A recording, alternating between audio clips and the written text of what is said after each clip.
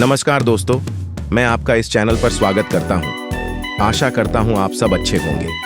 आज हम जानेंगे मलेशिया के बारे में, तो चलिए वीडियो शुरू करते हैं। मलेशिया दक्षिण पूर्व एशिया का एक विविधतापूर्ण और सांस्कृतिक रूप से समृद्ध देश है, जो द्वीपों और प्रायद्वीपों से बना हुआ है। मलेशिया का कुल क्षेत्रफल लगभग 330,803 वर्ग किलोमीटर है और यह दुनिया के सबसे तेजी से विकसित होते देशों में से एक है।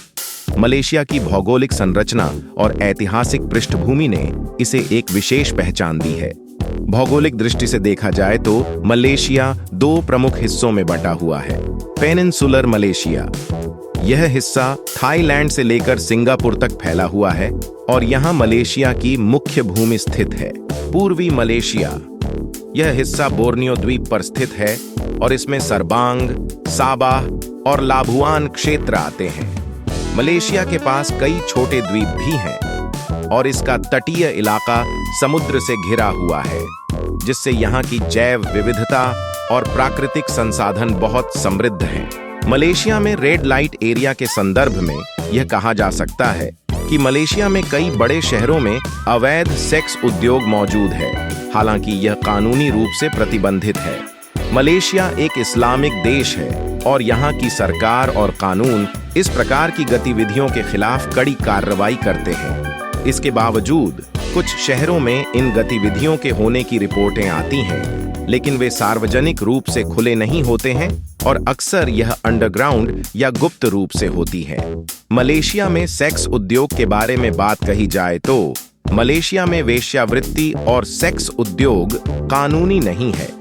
यह देश के इस्लामिक कानून और सामान्य कानून दोनों के तहत प्रतिबंधित है।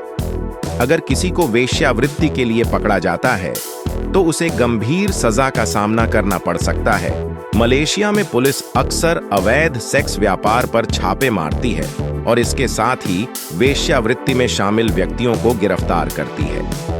वेश्याओं और ग्राहकों को कानूनी कार्यवाही का सामना करना पड़ता है।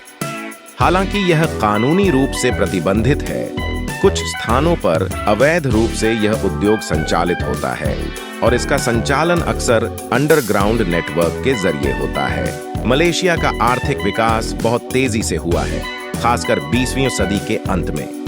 यह देश अब एशिया के सबसे समृद्ध देशों में से एक है। मलेशिया की अर्थव्यवस्था विभिन्न क्षेत्रों पर आधारित है। मलेशिया तेल, गैस और खनिजों का बड़ा उत्पादक है। यहाँ की प्रमुख खनिजों में टिन, रबर और पाम तेल शामिल हैं। मलेशिया एशिया का एक प्रमुख पर्यटन स्थल है, जो अपनी विविधता, सांस्कृतिक धरोहर और प्राकृतिक सुंदरता के लिए प्रसिद्ध है। यहाँ के प्रमुख पर्यटन स्थलों में शामिल हैं। सबसे पहली बात करते हैं मलेशिया की राजधानी की। कुआलालंपुर मलेशिया की राजधानी आधुनिक और पारंपरिक का बेहतरीन मिश्रण है। यहाँ के प्रमुख आकर्षण स्थल हैं पीट्रोनास टावर्स, जो कि दुनिया की सबसे ऊंची जुड़ी हुई इमारतें हैं। बाटू केव्स हिंदू मंदिरों के समूह है जो पूरी दुनिया में फेमस है। मर्डेका स्क्वायर, ये ऐतिहासिक स्थल है जहां मलेशिया ने स्वतंत्रता प्राप्त की थी।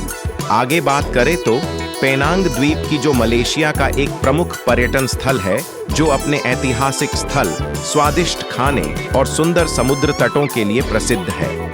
यहाँ के प्रमुख आकर्षण हैं और जॉर्ज टाउन, जो यूनेस्को विश्व धरोहर स्थल है, जहाँ पुरानी इमारतों और संस्कृति का संगम है। यहाँ पर एक पहाड़ी भी है, पीनेंग हिल। यहाँ से पेनांग के खूबसूरत दृश्य देखे जा सकते हैं। लंकावी एक खूबसूरत द्वीप है जो अपनी सफेद रेत वाले समुद्र तटों, हरियाली और नाइट लाइफ के लिए मशहूर है। यहाँ की प्रमुख आकर्षणों में शामिल है और लंकावी स्काई ब्रिज, एक शानदार ब्रिज जो पहाड़ी की चोटी से जुड़ा है। पंटाई चिनांग बीच, जहाँ समुद्र तट पर वाटर स्पोर्ट्स और आराम का आनंद लिया जा सकता है। कैमरन हाईलैंड्स, यह पहाड़ी क्षेत्र मलेशिया का प्रमुख हिल स्टेशन है। यहाँ के अद्भुत चाय बागान, ठंडा मौसम और प्राकृतिक सुंदरता पर्यटकों को आकर्षित करते हैं। यहाँ पर ट्रैकिंग और वाटरफॉल देखने का भी अनुभव लिया जा सकता है। साबाह एंड सरावाक, यह मलेशिया के बोर्नियो द्वीप के हिस्से हैं और यहाँ के राष्ट्रीय उद्यान उष्णकटिबंधीय वर्षा वनों और जैव विविधता के कारण पर्यटकों के बीच लोकप्रिय हैं। कुछ प्रमुख स्थल हैं। भारत और मलेशिया के बीच की दूरी अलग अलग मार्गों और स्थानों के आधार पर भिन्न हो सकती है, लेकिन सामान्य रूप से हम दो मुख्य तरीके से इसे समझ सकते हैं: हवाई दूरी और स्थलीय समुद्री मार्ग की दूरी। भारत और मलेशिया के बीच की हवाई दूरी लगभग 3,200 से 3,600 किलोमीटर, लगभग 1,988 से 2,833 मील होती है। यह दूरी उस रास्ते पर आधारित है जो विमान सामान्यतः उड़ता है। दिल्ली, भारत से कुआलालंपुर, मलेशिया की हवाई यात्रा का औसत समय लगभग 5-6 घंटे का होता है और यह हवाई दूरी 3,200 किलोमीटर के आसपास होती है। अन्य भारतीय शहरों से यह दूरी थोड़ी कम या ज्यादा हो सकती है। उदाहरण के लिए, दिल्ली से कुआलालंपुर 3,200 किलोमीटर है, मुंबई से कुआलालंपुर 3,800 किलोमीटर है, चेन्नई से कुआलालंपुर 2,800 किलोमीटर है। भारत और मलेशिया के बीच की दूरी अगर स्थलीय और समुद्री मार्गों के माध्यम से देखी जाए तो यह कहीं अधिक लंबी हो सकती है। इसके लिए आपको भारत से थाईलैंड, म्यांमार और फिर मलेशिया के माध्यम से यात्रा करनी होगी, जो एक लंबा और जटिल मार्ग है। स्थलीय मार्ग: यदि आप सड़क या रेल मार्ग से यात्रा करें तो आपको समुद्र, पहाड़ों और अन्य भौगोलिक बाधाओं को पार करना होगा। भारत से मलेशिया तक का यह मार्ग लगभग 4,500 से 5,000 किलोमीटर तक हो सकता है, जो रास्ते पर निर्भर करता है। समुद्री मार्ग: समुद्री मार्ग के माध्यम से भी यात्रा की जा सकती है, लेकिन यह एक बहुत लंबा और समय लेने वाला तरीका होगा। इसमें आपको भारतीय उपमहाद्वीप से मलेशिया तक समुद्री रास्ते का पालन करना पड़ता है, जो दूरी के हिसाब से लगभग 4,500 किलोमीटर के आसपास हो सकती है। मलेशिया एक ऐसा देश है जहां कई तरह के व्यंजनों का मिश्रण है। यहाँ का जीवंत भोजन मलय, चीनी, भारतीय और स्वदेशी परंपराओं का मिश्रण है। हर व्यंजन अलग अलग सामग्रियों और खाना पकाने की तकनीकों के साथ एक कहानी बयां करता है। स्ट्रीट फूड स्टॉल से लेकर उच्च स्तरीय रेस्तरां तक आप एक शानदार पाक यात्रा का अनुभव कर सकते हैं।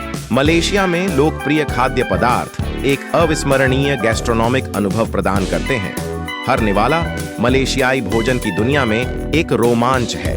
नासी लेमक मलेशिया का राष्ट्रीय व्यंजन है। यह बादाम, सूखे एंकोवी, ककड़ी, उबले अंडे और मसालेदार सांबल सॉस के साथ बनाया गया बटर राइस है। आप इसे दो तरह से खा सकते हैं। सबसे पहले, स्ट्रीट स्टॉल में इसे केले के पत्ते में लपेटा जाता है। दूसरे, आप इसे महंगे रेस्तरां में प्लेट में परोस सकते हैं। यह एक संतुलित चावल नूडल डिश है और मलेशिया में एक प्रसिद्ध स्ट्रीट फूड है। चार क्वाय तेओ समुद्री भोजन मांस और अंडे से बनाया जाता है।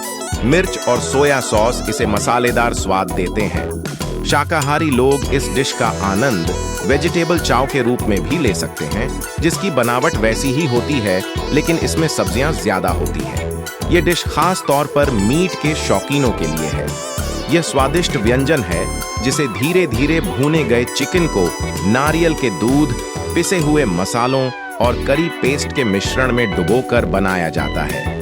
इसे आमतौर पर छुट्टियों और धार्मिक त्योहारों के दौरान पकाया जाता है।